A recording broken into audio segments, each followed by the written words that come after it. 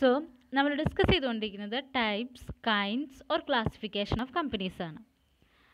On the basis of incorporation നമ്മൾ discuss ചെയ്തു, on the basis of liability നമ്മൾ discuss ചെയ്തു, on the basis of number of members ആണ് നമ്മളിപ്പോൾ പറഞ്ഞുകൊണ്ടിരിക്കുന്നത് അല്ലേ. നമ്പർ ഓഫ് മെമ്പേഴ്സിൻ്റെ ബേസിസിൽ 3 ക്ലാസിഫിക്കേഷനാണ് വരുന്നത്. നമുക്കറിയാം പ്രൈവറ്റ് കമ്പനി, പബ്ലിക് കമ്പനി. ഈ 2 കമ്പനീസിനെ കുറിച്ചിട്ട് നമ്മൾ ഡിസ്കസ് ചെയ്തു. ഇനി നമ്മൾ ഡിസ്കസ് ചെയ്യാൻ പോകുന്നത് difference between private and public company. Public കമ്പനിയും പ്രൈവറ്റ് കമ്പനിയും തമ്മിൽ എങ്ങനെയാണ് ഡിഫറൻസിയേഷൻസ് വരുന്നത്, എന്തൊക്കെ കാര്യങ്ങളിലാണ്, കണ്ടീഷൻസിലാണ് ഈ ഒരു ഡിഫറൻസ് വരുന്നത് എന്നുള്ളത് നോക്കാം. ആദ്യം വരുന്നതാണ് നമ്പർ ഓഫ് മെമ്പേഴ്സ്. അപ്പോൾ പബ്ലിക് കമ്പനിയിൽ എത്രത്തോളം മെമ്പേഴ്സാണ് വേണ്ടത്, പ്രൈവറ്റ് കമ്പനീസിൽ എത്രത്തോളം മെമ്പറാണ് വേണ്ടത് എന്നുള്ളത് നമുക്ക് നോക്കാം.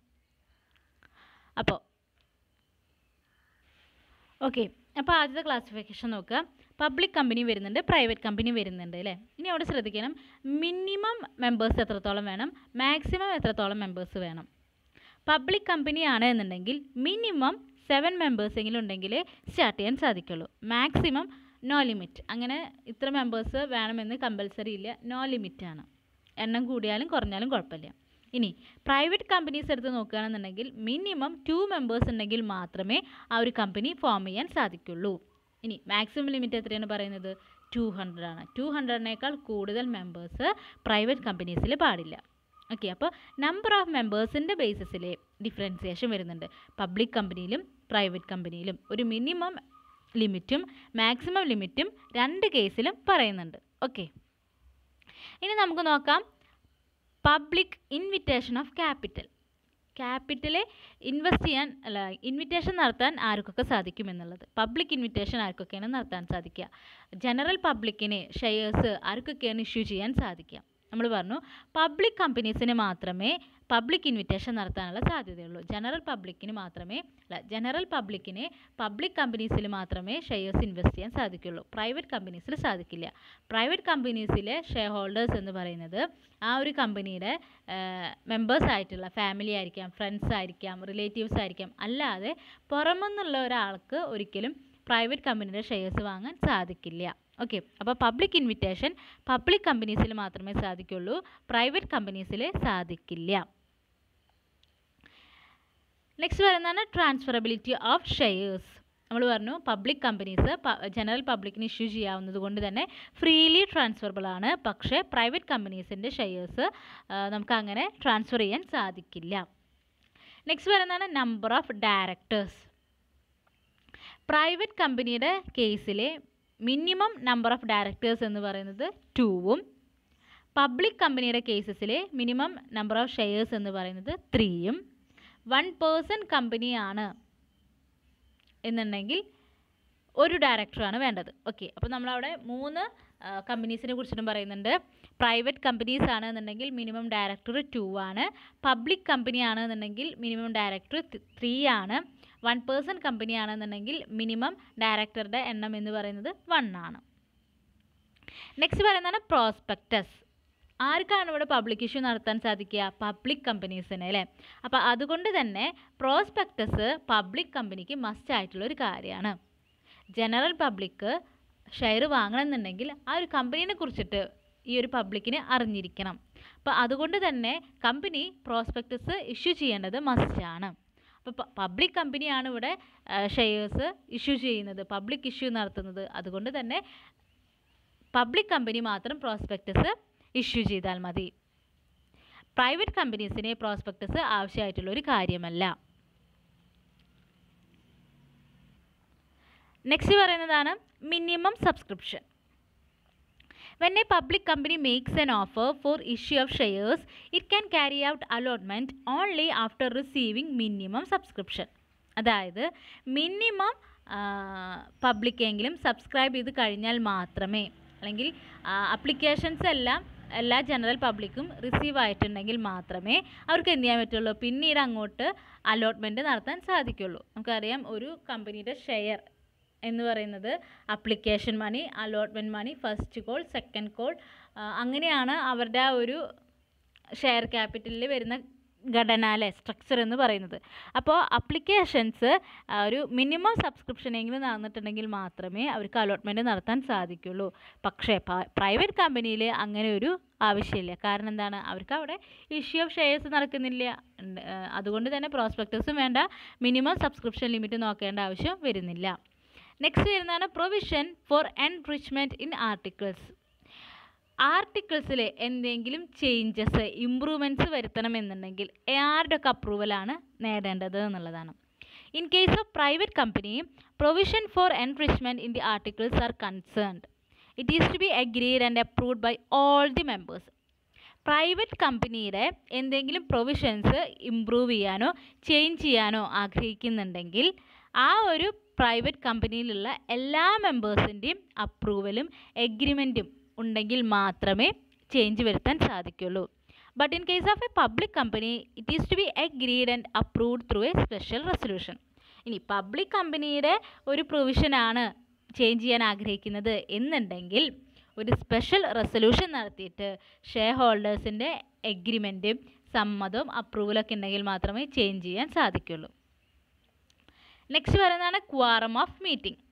ക്വാറം എന്ന് ഉദ്ദേശിക്കുന്നത് നമ്പർ എന്നുള്ളതാണ്. ഓക്കെ, അപ്പോൾ ഒരു മീറ്റിംഗ് നടത്തണമെന്നുണ്ടെങ്കിൽ എത്രത്തോളം മെമ്പേഴ്സ് പ്രസൻ്റ് ആയിരിക്കണം എന്നുള്ളതിനെ കുറിച്ചിട്ടാണ് ഡിസ്കസ് ചെയ്യുന്നത്. Okay, 2 members personally present shall be the quorum for a meeting of a private company.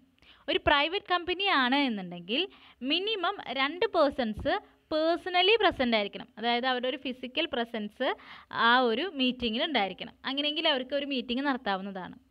ഇനി in case of a public company, 5 members personally present or 15 members, number of members more than 100 but up to 15,000, or 30 members exceed 5,000 shall be the quorum for a meeting.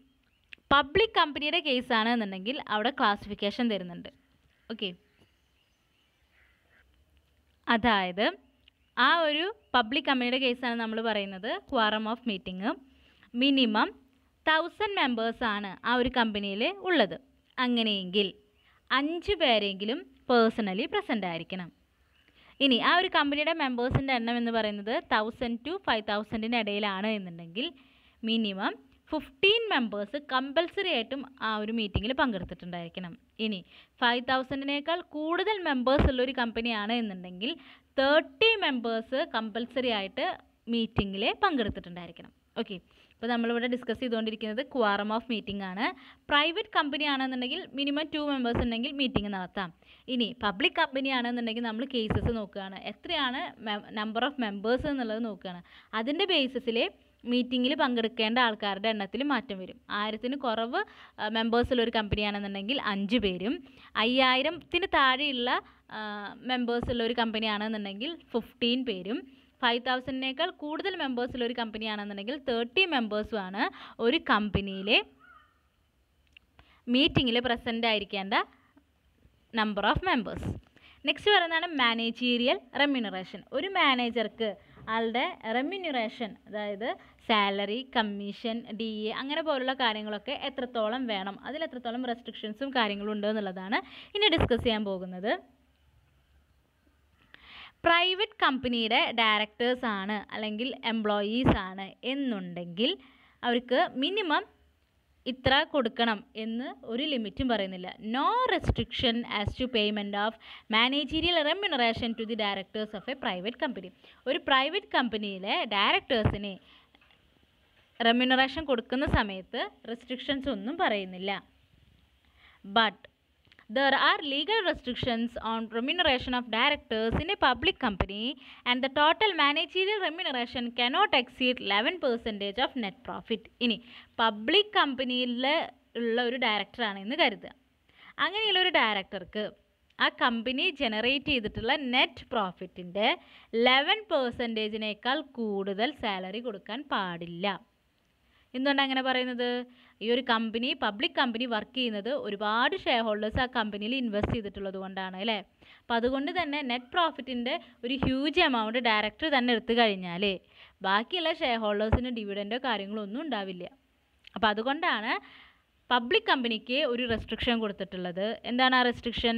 Net പ്രോഫിറ്റിൻ്റെ 11%നേക്കാൾ കൂടുതൽ remuneration ഒരു ഡയറക്ടർക്ക് കൊടുക്കാൻ പാടില്ല.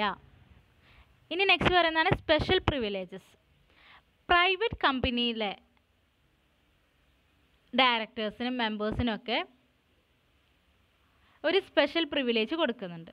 അതായത് ചില മെമ്പേഴ്സിന് മാത്രം ഒരു special privilege കൊടുക്കുന്നുണ്ട്. പക്ഷെ അങ്ങനത്തെ ഒരു പ്രിവിലേജോ കാര്യങ്ങളോ ഒന്നും ഒരു പബ്ലിക് കമ്പനിയുടെ പോയിന്റ് ഓഫ് വ്യൂ നോക്കുമ്പോൾ കിട്ടുന്നില്ല. അതായത് പ്രിവിലേജ് എന്ന് പറയുമ്പോൾ ഇപ്പോൾ പ്രൈവറ്റ് കമ്പനിയുടെ ഒരു ഡയറക്ടറാണ് എന്നുണ്ടെങ്കിൽ അവർക്ക് ചിലപ്പോൾ ഒരു എക്സ്ട്രാ റെമ്യൂണറേഷൻ കിട്ടുക, അല്ലെങ്കിൽ എക്സ്ട്രാ പേയ്മെൻറ്റ് കിട്ടുക, അങ്ങനത്തെ സ്പെഷ്യൽ പ്രിവിലേജസ്, അല്ലെങ്കിൽ അവർക്ക് മാത്രമായിട്ട് ഒരു ഇൻഷുറൻസ് പ്രൊവൈഡ് ചെയ്യുക, അങ്ങനെ ഒരു സ്പെഷ്യൽ പ്രിവിലേജസ് പ്രൈവറ്റ് കമ്പനിയിലുള്ള മെമ്പേഴ്സിന് കിട്ടുന്നുണ്ടായിരിക്കാം. പക്ഷേ പബ്ലിക് കമ്പനി അങ്ങനെ ഒരു സ്പെഷ്യൽ പ്രിവിലേജസും പ്രൊവൈഡ് ചെയ്യുന്നില്ല. ഇനി നെക്സ്റ്റ് പറയുന്നതാണ് use of limited word. Limited എന്ന് പറയുന്ന ടേം എങ്ങനെയാണ് യൂസ് ചെയ്യുന്നത്? ഒരു പ്രൈവറ്റ് കമ്പനിയാണ് എന്നുണ്ടെങ്കിൽ ആ ഒരു കമ്പനിയുടെ പേരിൻ്റെ ലാസ്റ്റിൽ പ്രൈവറ്റ് ലിമിറ്റഡ് എന്ന് പറഞ്ഞിട്ടുണ്ടായിരിക്കണം. ഫോർ എക്സാമ്പിൾ ഇപ്പോൾ ഇങ്കർ റോബോട്ടിക്സ് പ്രൈവറ്റ് ലിമിറ്റഡ്, അതൊരു കമ്പനിയുടെ പേരാണ്, ഇങ്കർ റോബോട്ടിക്സ് സൊല്യൂഷൻ പ്രൈവറ്റ് ലിമിറ്റഡ് എന്നുള്ളത്. ഇനി അതൊരു പബ്ലിക് കമ്പനി ആണെന്നുണ്ടെങ്കിൽ എന്ത് മാത്രം മതി? ലിമിറ്റഡ് എന്നുള്ളത് മാത്രം മതി, പ്രൈവറ്റ് എന്നുള്ളത് ആവശ്യമില്ല. അപ്പോൾ ഈ ഒരു ലിമിറ്റഡ് വരെ എങ്ങനെയാണ് യൂസ് ചെയ്യുന്നത്? പ്രൈവറ്റ് ലിമിറ്റഡ് കമ്പനി ആണെന്നുണ്ടെങ്കിൽ പ്രൈവറ്റ് ലിമിറ്റഡ് എന്ന് വേണം, പബ്ലിക് കമ്പനി ആണെന്നുണ്ടെങ്കിൽ ലിമിറ്റഡ് എന്ന് മാത്രം കാണിച്ചാൽ മതി. നെക്സ്റ്റ് വരുന്നതാണ് privileges or advantages of a private company. Private കമ്പനിയിലുള്ളവർക്ക് കിട്ടുന്ന പ്രിവിലേജസ് അല്ലെങ്കിൽ അഡ്വാൻറ്റേജസിനെ കുറിച്ചിട്ടാണ് നമുക്ക് പറയാൻ പോകുന്നത്. ആദ്യം നോക്കാം. ഒരു പ്രൈവറ്റ് കമ്പനി ഫോം ചെയ്യണമെന്നുണ്ടെങ്കിൽ മിനിമം 2 പേഴ്സൺസ് ഉണ്ട് എന്നുണ്ടെങ്കിൽ സ്റ്റാർട്ട് ചെയ്യാൻ സാധിക്കും അല്ലേ? അതുപോലെ തന്നെ ഒരു പ്രൈവറ്റ് കമ്പനി ഒരിക്കലും ഒരു പ്രോസ്പെക്ടസ് ഇഷ്യൂ ചെയ്യേണ്ട ആവശ്യമില്ല. അതുപോലെ തന്നെ മിനിമം സബ്സ്ക്രിപ്ഷൻ ഇല്ല, അലോട്ട്മെൻറ്റ് ഇല്ല, അങ്ങനത്തെ കാര്യങ്ങളൊന്നും എവിടെ വരുന്നില്ല? പ്രൈവറ്റ് കമ്പനിയുടെ കേസിൽ വരുന്നില്ല. ഇനി മിനിമം നമ്പർ ഓഫ് ഡയറക്ടേഴ്സ് എന്ന് പറയുന്നത് 2 ആണ്.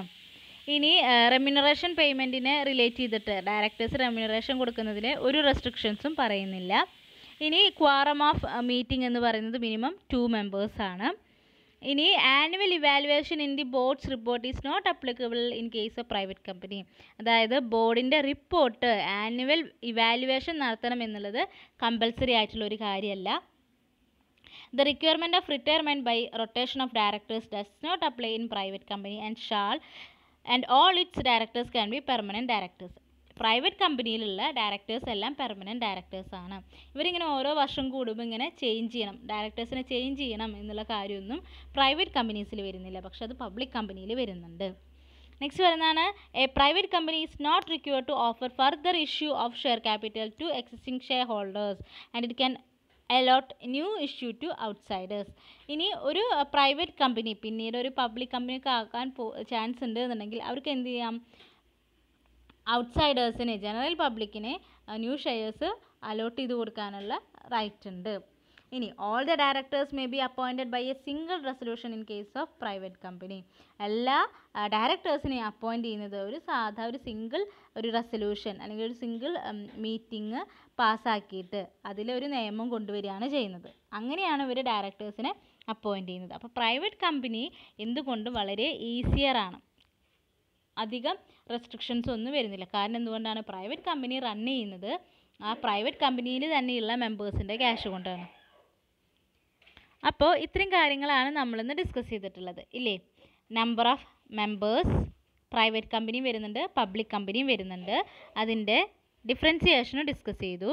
ഇനി 1 പേഴ്സൺ കമ്പനീനെ കുറിച്ചിട്ട് നമുക്ക് നെക്സ്റ്റ് ക്ലാസ്സിൽ ഡിസ്കസ് ചെയ്യാം. അപ്പോൾ ക്ലാസിഫിക്കേഷൻ കമ്പനീസ് ഓഫ് എടുക്കുകയാണെന്നുണ്ടെങ്കിൽ ബേസിസ് ഓഫ് ഇൻകോർപ്പറേഷൻ 3 ടൈപ്സ് ആണ് വരുന്നത് ഇല്ലേ? Registered companies, statutory companies, chartered companies. Next on the basis of liability 3 classification ആണ് വരുന്നത്. Unlimited liability, limited by shares, limited by guarantee. അടുത്തത് വരുന്നതാണ് on the basis of number of members. നമ്മൾ പറഞ്ഞു private company, public company, 1 person company. ഈ 1 person company നമുക്ക് next ക്ലാസ്സിൽ discuss ചെയ്യാം. അപ്പോൾ എല്ലാവരും ഒന്ന് വായിച്ച് നോക്കുക. Thank you.